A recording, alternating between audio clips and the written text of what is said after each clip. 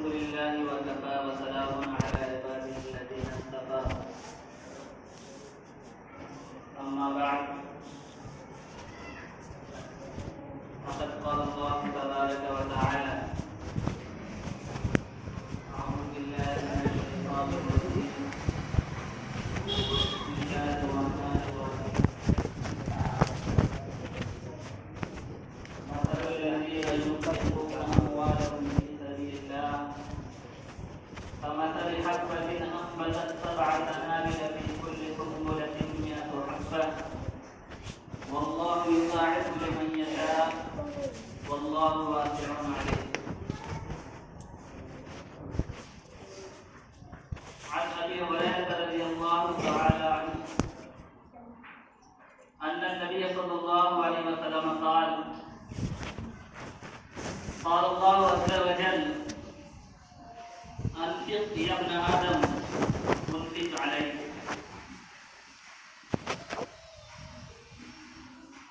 محترم حضرات،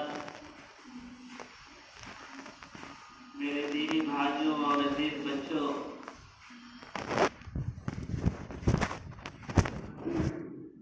ہمارے پاس جو مال ہے اس مال کے بارے میں اسلام کا یہ تصور ہے کہ وہ مال ہمارا نہیں ہے، بلکہ وہ مال اللہ تعالیٰ کا ہے. اس مال کا مالک اللہ تعالیٰ ہے. ہمارے پاس یہ مال بطور ملکیت کے نہیں بلکہ بطور امانت کے ہے. اور اس تعلق سے قرآن کی بہت ساری آیات ہیں. اللہ کے نبی صلی اللہ علیہ وسلم کی بہت ساری احادیث ہیں. سورہ بقرہ کے اندر اللہ تعالیٰ ارشاد فرماتے ہیں کہ یا ایھا الذین آمنوا انفقوا مما رزقناکم، کہ اے ایمان والو تم ان میں سے خرچ کرو جو ہم نے تمہیں دیا ہے.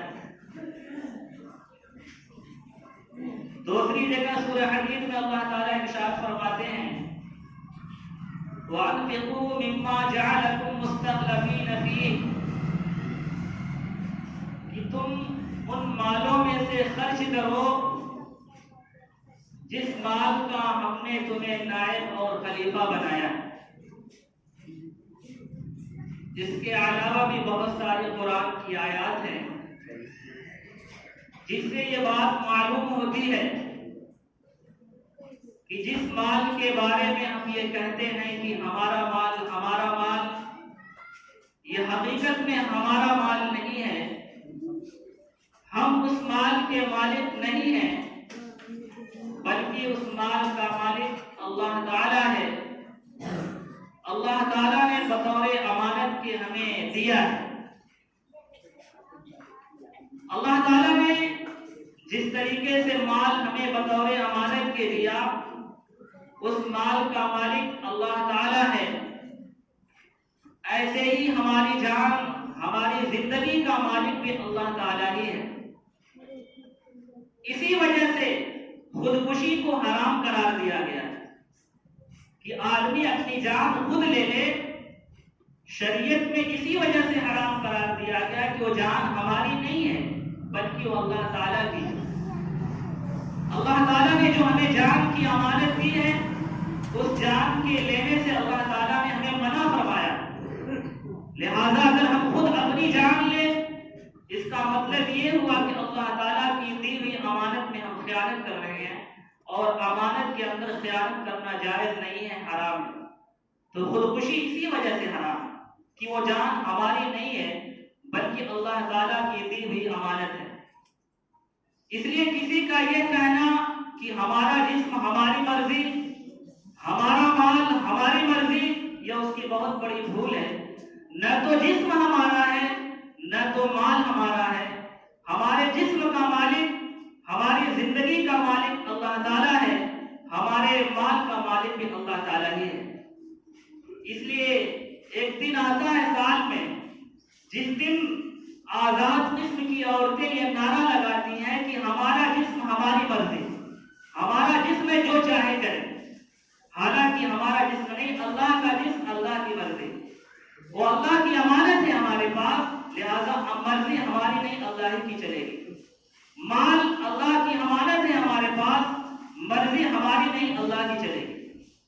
تو یہ مال اللہ تعالیٰ کی امانت ہے، اللہ تعالیٰ نے یہ امانت جو ہمیں سپرد کی ہے، اس امانت کے خرچ کرنے کا اللہ نے ہمیں اختیار دیا ہے، ہمیں اس کا خلیفہ اور نائب بنایا ہے۔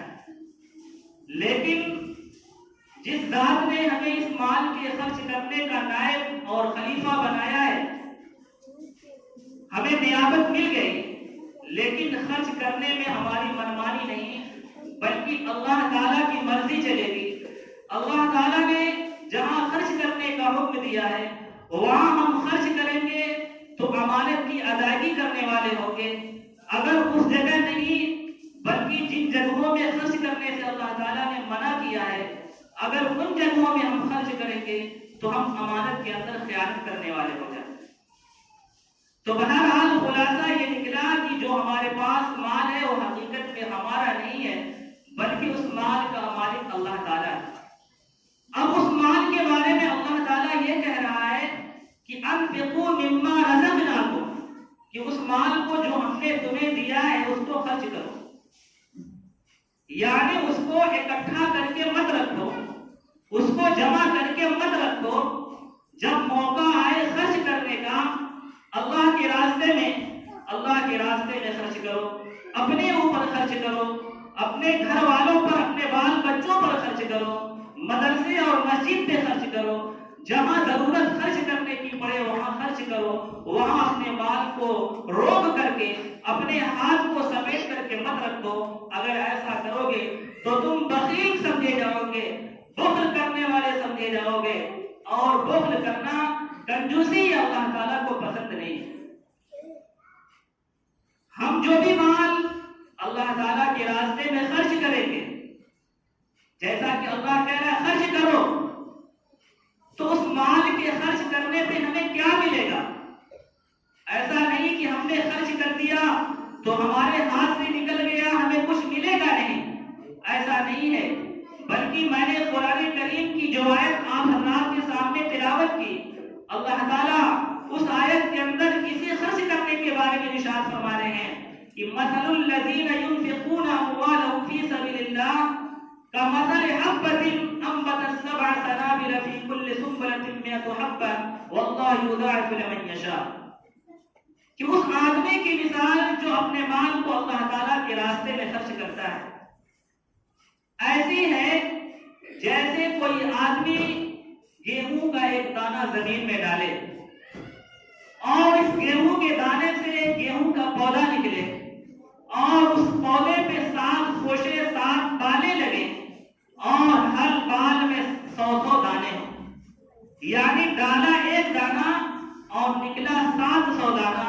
تو کہہ رہے جس طریقے سے گیہوں کی اس دانے کی مثال ہے، اسی طریقے سے اللہ تعالیٰ کے راستے میں خرچ کرنے کی مثال ہے کہ آدمی 1 روپیہ خرچ کرتا ہے لیکن اس کو 700 گنا تک ثواب دیا جاتا ہے۔ یہ تو آدمی کی نیت پر مدار ہے، یہ تو حدیث کے اندر مسلم ہے، قرآن کی آیات کے اندر ہے کہ آدمی ایک نیکی کرتا ہے اس کا 10 گنا اس کو دیا جاتا ہے، 10 گنا اس کا ثواب اس کو دیا جاتا ہے۔ لیکن قرآن کی اس آیت میں کہا گیا کہ اگر اس کے خرچ کرنے میں انتہائی خلوص ہوتا ہے، انتہائی خلوص کے ساتھ اللہ کے راستے میں اپنا مال خرچ کرتا ہے تو اس کا ثواب 700 گنا تک بڑھا کر کے دیا جاتا ہے۔ اب نیت پہ دار و مدار ہے، لہذا اللہ کے راستے میں اگر ہم مال خرچ کرتے ہیں تو مال ضائع نہیں ہوتا، اللہ تعالیٰ کی طرف سے اس کا ثواب 700 گنا تک دیا جاتا ہے۔ یہ تو احساس اس وقت ہوگا جب میدان قیامت میں ہمارا اعمال نامہ ہمارے ہاتھ میں دیا جائے گا اور اس کے اندر دنیا کے اعمال کا اجر اور ثواب لکھا ہوگا، تب ہمیں اس کا احساس ہوگا کہ کاش ہم نے دنیا کے اندر اپنے اپنے مال کو اللہ کے راستے میں خرچ کر لیا ہوتا اور ہم نے دنیا کے اندر زیادہ سے زیادہ عبادت کر لیا ہوتا تو آج ہمیں اجر کی شکل میں بہت زیادہ اجر ملتا. تو ہمارا یہ مال اللہ کے راستے میں خرچ کرنا بیکار اور ضائع نہیں ہوگا.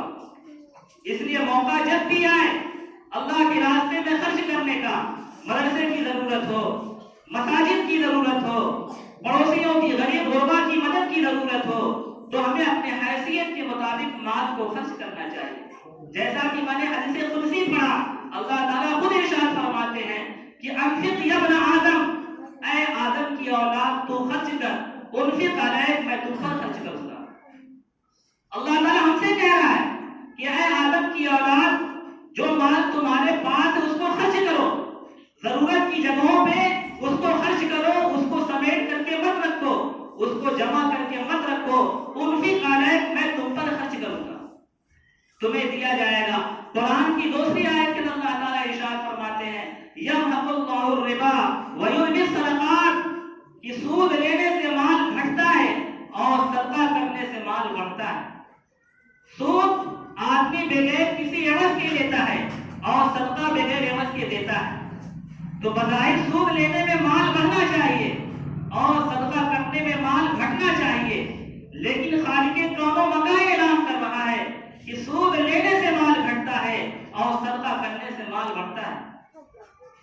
بظاہر دیکھا جائے تو برعکس نظر آتا ہے، لیکن اللہ کی بات تو جھوٹی نہیں ہو سکتی، اللہ کا کلام تو جھوٹا نہیں ہو سکتا. اللہ کہہ رہا ہے کہ سود لینے سے مال گھٹتا ہے اور اللہ کے راستے میں خرچ کرنے سے مال بڑھتا ہے. اس لیے اللہ کے راستے میں خرچ کرنا یہ نقصان کا ذریعہ نہیں ہے.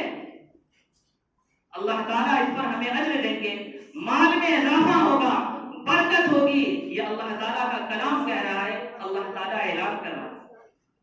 ہم صحابہ کرام کے واقعات کو پڑھیں کہ صحابہ کرام کے اندر مال کو خرچ کرنے کا کتنا جذبہ ہوا کرتا تھا.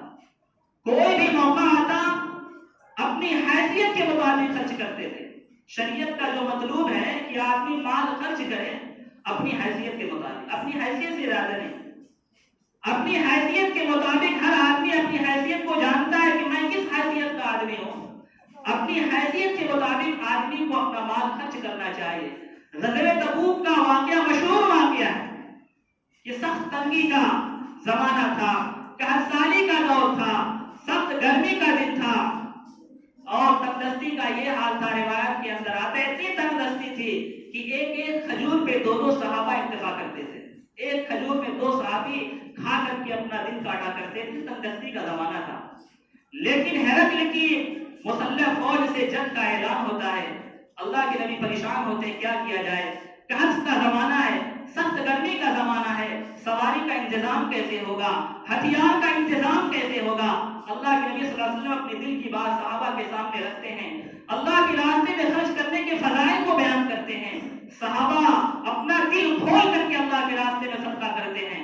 حضرت عثمان غنی رضی اللہ عنہ کے بارے میں آتا ہے کہ انہوں نے 900 اونٹ اور 100 گھوڑا ساز و سامان کے اللہ کے راستے میں لا کر کے اللہ کے نبی کی خدمت میں پیش کر دیا.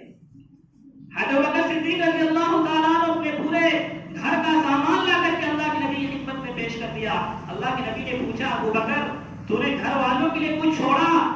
حضرت بکر صدیق رضی اللہ عنہ کہا کہ نہیں، میں اللہ اور اللہ کے نبی کو چھوڑ کر کے آیا ہوں اور باقی سب آپ کی خدمت میں نے پیش کر دیا.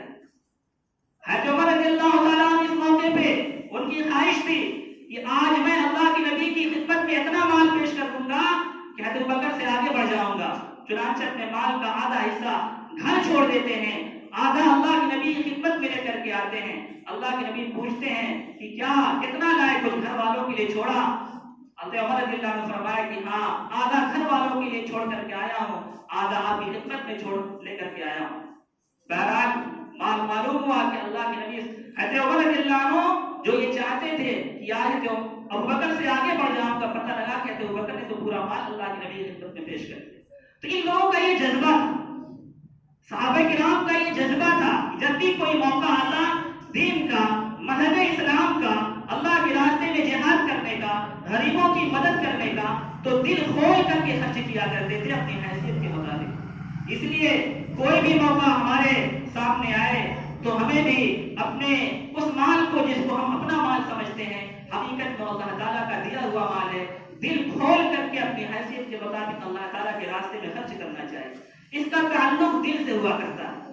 بہت سے مالدار ایسے ہیں جن کو اللہ نے بہت کچھ دیا ہے، لیکن موقع آتا ہے تو 1 روپیہ بھی جیب سے نہیں نکلتا، اور بہت سے لوگ بظاہر تندرست نظر آتے ہیں، لیکن جب موقع آتا ہے تو اپنی حیثیت سے بہت زیادہ خرچ کر دیتے ہیں۔ تو اس کا تعلق دل سے ہے۔ یہ سخاوت، اللہ کے راستے میں خرچ کرنے کا جذبہ اگر کسی مومن کو مل جائے تو بہت بڑی چیز ہے۔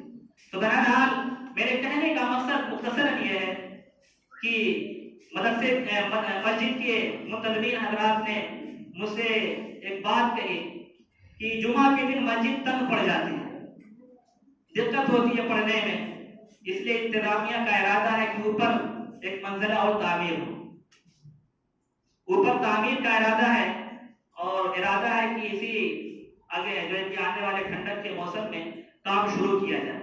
تو کہنے کا مطلب یہ ہے کہ فی الحال جو ہم جمعہ میں وصولی ہوتی ہے اس میں تھوڑا سا بڑھا کر کے چل رہا ہے، یہ سب ہمارے لیے ایک طریقے سے بینک بیلنس ہو رہا ہے، ہمارے نقصان کی چیز نہیں ہے۔ جو بھی ہم اللہ کے راستے میں دیں گے وہ بینک بیلنس ہوگا، کل قیامت کے دن ہمیں اس کا احساس ہوگا کہ کاش ہم نے اللہ کے راستے میں کچھ خرچ کیا ہوتا۔ اس لیے تھوڑا سا بڑھا کر کے ہم اللہ کے راستے میں دیں، چندہ دیں، تاکہ وقت پہ جب کام شروع ہو تو اس کی ضروریات پوری ہو جائے۔ اب ضروریات کا پورا کرنا یہ ہمارا ہی کام ہے۔ مسجد مدرسہ، مسجد یہ شاعر اسلام ہے، اسلام کی ایک پہچان ہے، مدارس یہ دین کے قلعے ہیں، ان کو مضبوط کرنا، ان کی ضروریات کو پورا کرنا، جو بھی ضروریات ہیں مسلمانوں کا کام، کسی دوسرے کا کام نہیں ہے۔ ہمارا ان سے تعلق ہے، ہمارے مذہب کا اس سے تعلق ہے، اس لیے ایسا موقع ہے مدرسے کے تعلق سے، مسجد کے تعلق سے، تو ہمیں اپنی حیثیت کے مطابق اللہ کے راستے میں خرچ کرنا چاہیے۔ اللہ تعالیٰ سے دعا ہے کہ اللہ تعالیٰ ہم تمام مسلمانوں کو کہنے سننے سے زیادہ عمل کرنے کی توفیق عطا فرمائے۔ وآخر دعوانا